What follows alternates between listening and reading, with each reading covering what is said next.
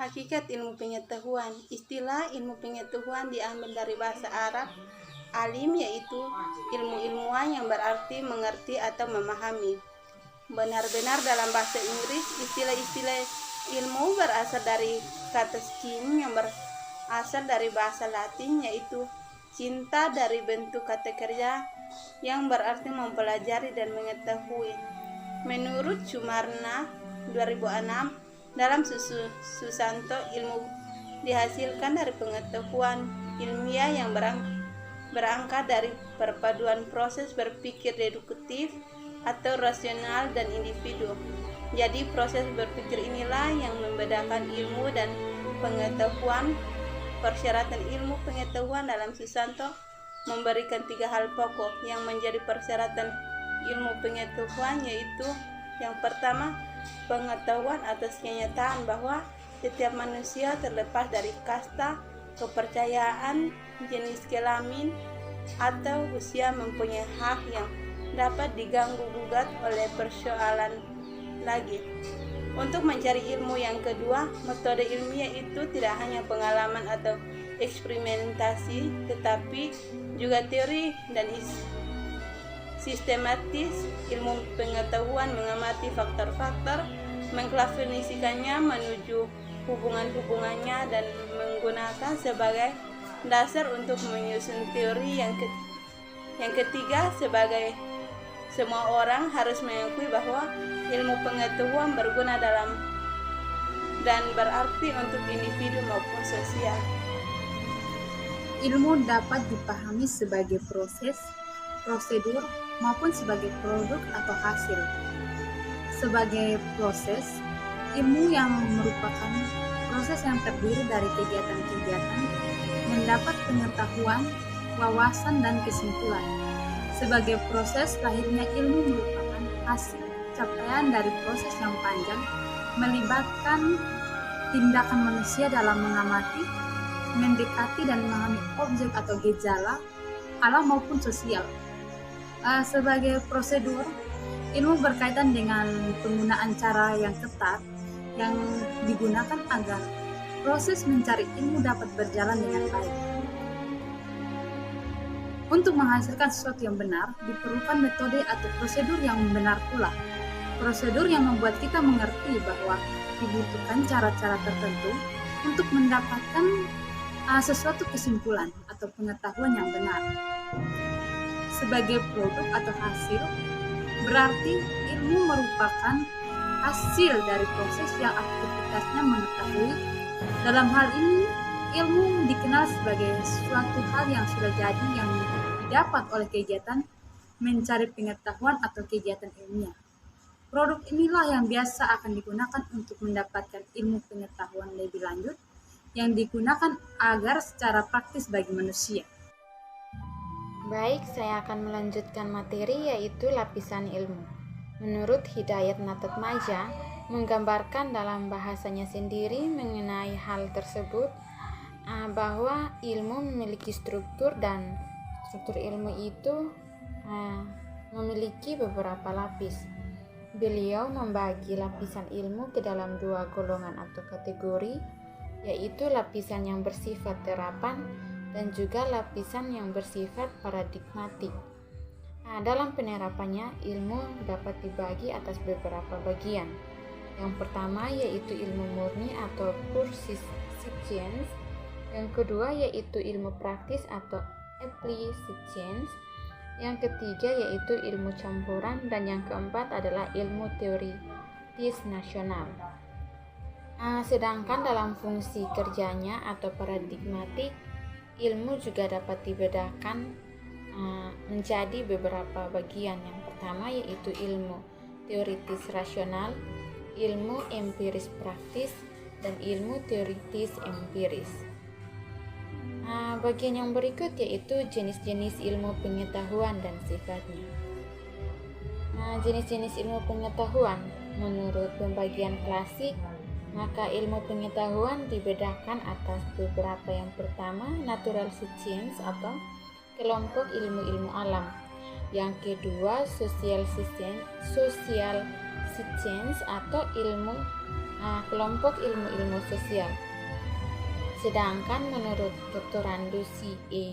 Van Persie membedakan ilmu pengetahuan atas beberapa bagian. Yang pertama, ilmu pengetahuan kemanusiaan. Yang kedua, ilmu pengetahuan alam. Yang ketiga, ilmu pengetahuan hayat. Yang keempat, ilmu pengetahuan logik deduktif. Pengklasifikasian ilmu pengetahuan menurut subjek dan objeknya. Menurut subjeknya terbagi antara teoritis. Dan teoritis sendiri terbagi menjadi satu, nomotetis, yaitu ilmu yang menetapkan hukum-hukum yang universal berlaku, mempelajari objeknya dalam keabstrakan dan mencoba menemukan unsur-unsur yang selalu terdapat kembali dalam segala pernyataan yang konkret bila mana dan di mana saja. Misalnya ilmu alam, ilmu kimia, sosiologi, dan ilmu hayat. Yang berikutnya adalah ideografis atau ide, cita-cita, grafis, dan lukisan. Ideografis merupakan ilmu yang mempelajari objeknya dalam konkret menurut tempat dan waktu tertentu, dengan sifat-sifatnya yang menyendiri atau unik, misalnya ilmu sejarah, etnografi atau ilmu bangsa-bangsa, sosiografi, dan praktis. Yang berikut adalah normatif.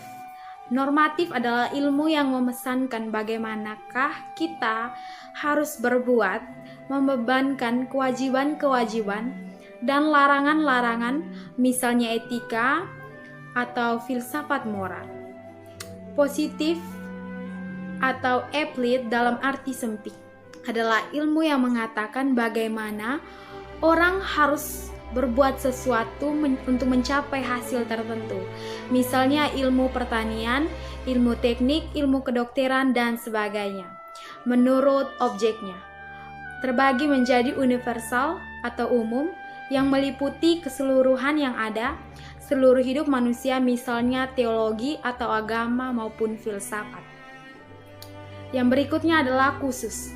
Khusus di sini adalah hanya mengenai salah satu lapangan tertentu dari kehidupan manusia. Jadi objek terbatas hanya ini saja atau itu saja. Inilah yang biasa disebut dengan ilmu pengetahuan. Ini diperinci lagi atas 1. Ilmu alam, 2. Ilmu pasti atau matematis.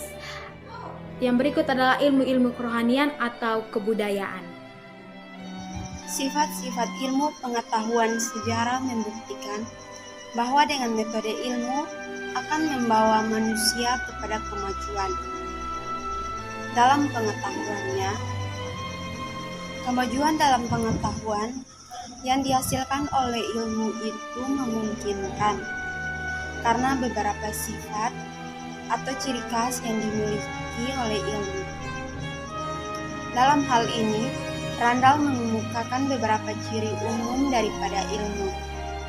Di antaranya ialah hasil ilmu sifatnya akumulatif dan merupakan milik bersama. Hasil ilmu kebenarannya tidak mutlak dan bisa terjadi kekeliruan karena yang menyelidikinya adalah manusia. Ilmu itu objektif, artinya prosedur cara penggunaan mode ilmu tidak tergantung kepada yang menggunakannya, tidak tergantung kepada pemahaman secara pribadi. Ralph Proust dan Ernest van de Haak yang disunting oleh Profesor Dr. Andus Harsojo mengemukakan ciri-ciri umum daripada ilmu itu, yaitu bahwa ilmu itu rasional, bahwa ilmu itu bersifat empiris, bahwa ilmu itu umum, bahwa ilmu itu akumulatif. Ilmu dikatakan rasional karena ilmu merupakan hasil dari proses berpikir dengan menggunakan akal atau hasil berpikir secara rasional. Pada umumnya, orang-orang menggolongkan filsafat itu pasti ke dalam ilmu-ilmu pengetahuan. Walaupun filsafat itu muncul sebagai salah satu ilmu pengetahuan, akan tetapi ia mempunyai struktur tersendiri dan tidak dapat begitu saja dianggap sebagai ilmu pengetahuan. Batasan-batasan pengkajian ilmu pengetahuan. Nah, ilmu pengetahuan memulai penjelajahannya pada pengalaman manusia dan berhenti di batas pengalaman manusia. Ilmu tidak mempelajari ikhwal surga dan neraka, sebab ikhwal surga dan neraka berada di luar jangkauan pengalaman manusia. Nah, ilmu tidak mempelajari sebab musabab terciptanya manusia, sebab kejadian itu terjadi di luar jangkauan pengalaman manusia. Baik hal-hal yang terjadi sebelum hidup kita maupun hal-hal yang terjadi setelah kematian manusia, semua itu berada di luar penjelajahan ilmu. Ilmu hanya membatasi daripada hal-hal yang berbeda dan batasan pengalaman kita karena fungsi ilmu sendiri dalam hidup manusia, yaitu sebagai alat bantu manusia dalam menanggulangi masalah-masalah yang dihadapi sehari-hari.